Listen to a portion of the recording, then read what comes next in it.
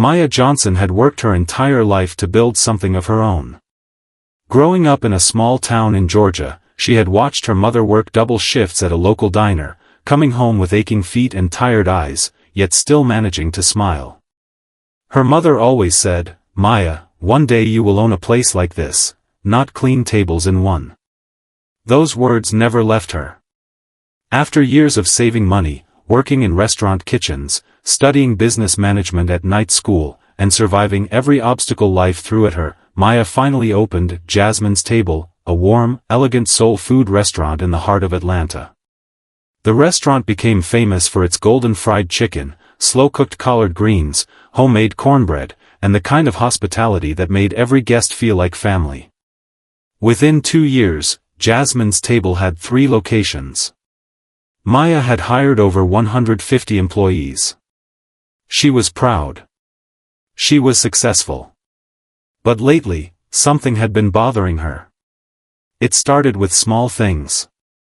A few customer reviews online mentioned that the service at the Midtown Atlanta location felt cold and rushed.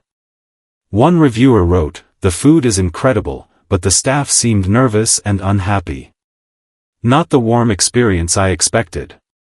Then came the anonymous complaint letter. Someone, a staff member who refused to give their name, slipped a handwritten note under the door of Maya's main office. It read, "Ms. Johnson, I don't know if you are aware of what is happening at the Midtown location. The manager, Mr. Davis, treats certain employees very differently. Please look into it. We are afraid to speak openly."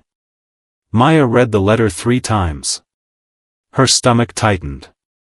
She had hired regional manager Gerald Davis 18 months ago. He came with impressive credentials, 10 years of restaurant management experience, strong references, and a confident personality. During his interview, he had spoken passionately about teamwork, customer service, and building a respectful workplace. But credentials and reality are sometimes 2 very different things. Maya knew she could not simply walk in and demand answers. If she did, everyone would act perfectly, and she would never see the truth. She needed to see the real Gerald Davis, the one her employees saw every single day. So she made a decision. She would go undercover. Maya spent a week preparing carefully. She dyed her natural hair and wore it in a simple bun.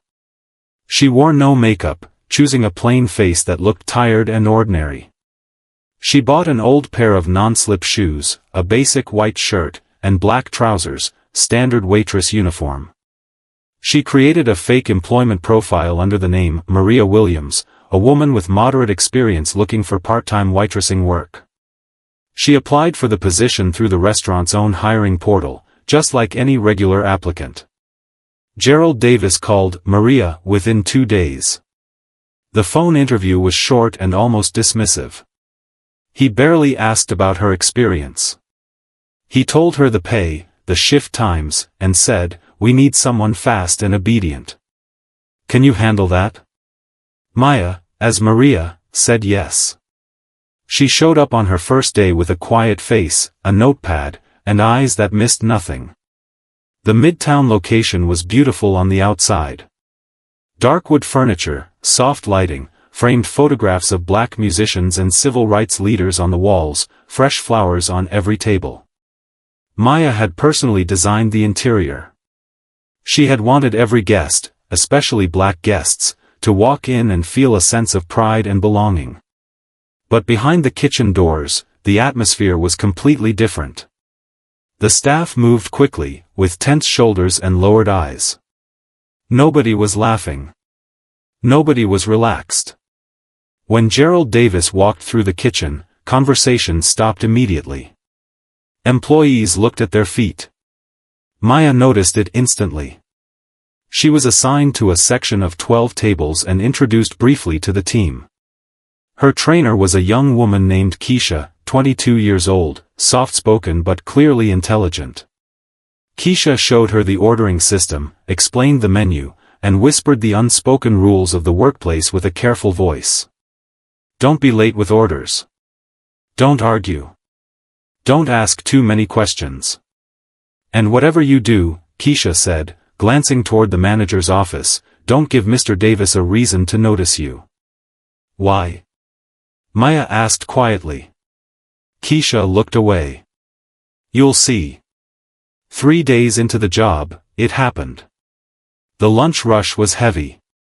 Maya, playing Maria, was handling her 12 tables alone because another waitress had called in sick and no replacement had been sent.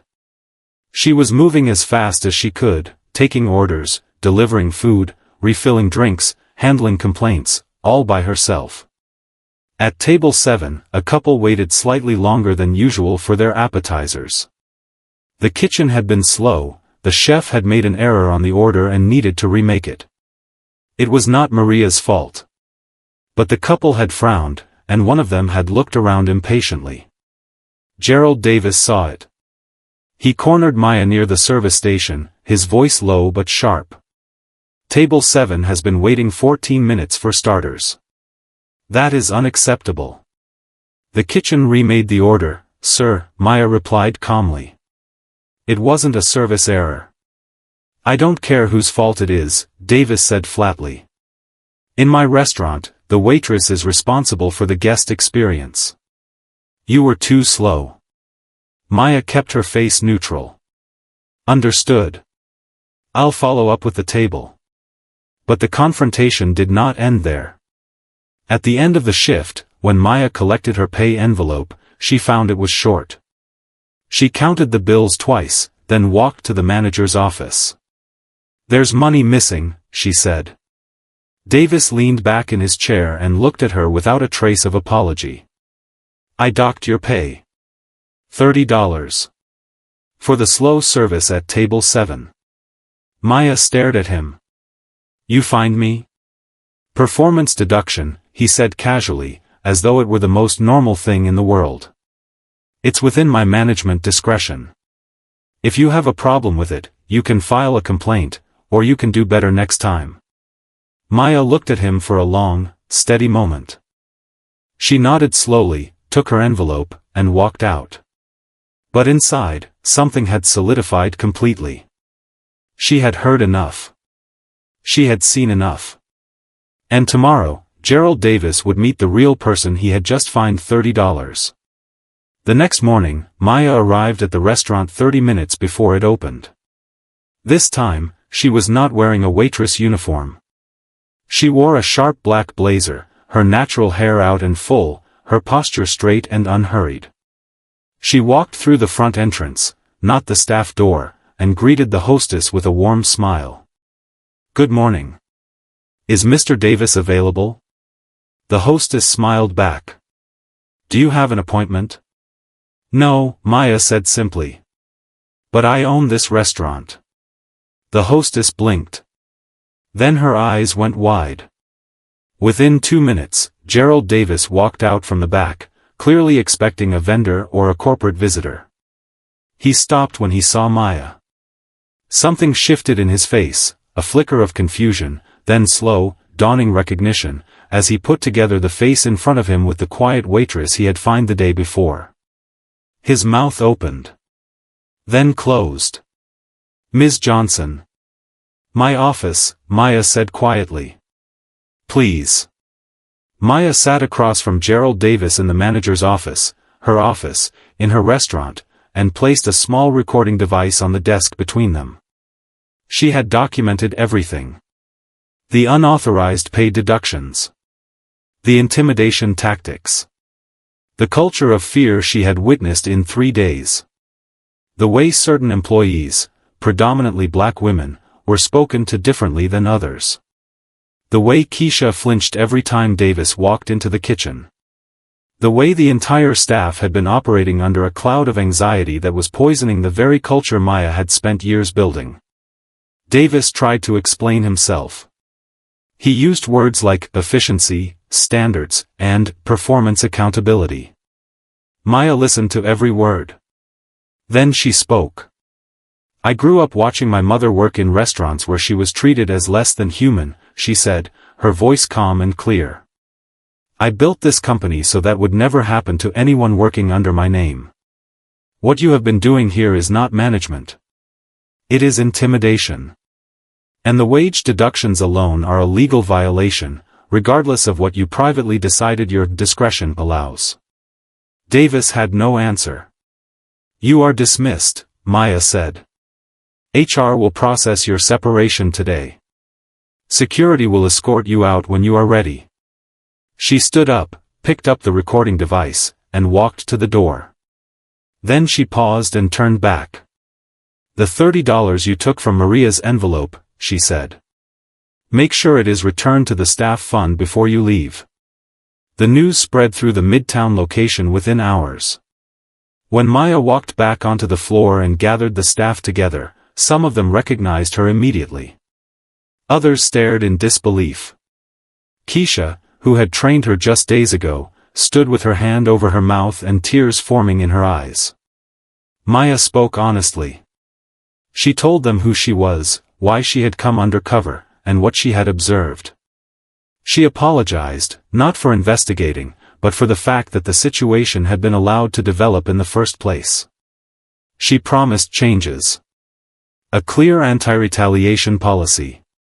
A confidential staff hotline directly to her office. A review of all pay records from the past 6 months to identify and correct any unauthorized deductions. A new management structure with proper oversight. And she offered every single employee a direct conversation with her, one-on-one, if they had anything they needed to say. The response in the room was not applause. It was something quieter and more meaningful, the slow release of a breath that a group of people had been holding for a very long time. Maya Johnson later said in an interview that the $30 fine had been the smallest detail in a much larger story. It wasn't about the money, she said. It was about the message behind it, that someone could be diminished, penalized, and silenced, and be expected to simply accept it. I knew that feeling. My mother knew it. Too many people know it. The undercover investigation led to the reform of management practices across all 3 of her locations. Several staff members who had been quietly suffering came forward. Legal compliance reviews were conducted. A new training program focused on dignified leadership was introduced for all management hires. Keisha was promoted to shift supervisor 6 months later. And Jasmine's table, true to the dream Maya's mother had planted in her heart so many years ago, became not just a place with good food, but a place where every single person, whether they carried plates or paid for meals, was treated with the respect they deserved. Friends, if you are enjoying our videos and want to watch new and exciting black man stories every day, then don't forget to subscribe to the channel. Also, make sure to turn on the bell icon so you never miss any of our latest uploads. Like the video and share it with your friends as well, so our community can continue to grow and bring you even more amazing content.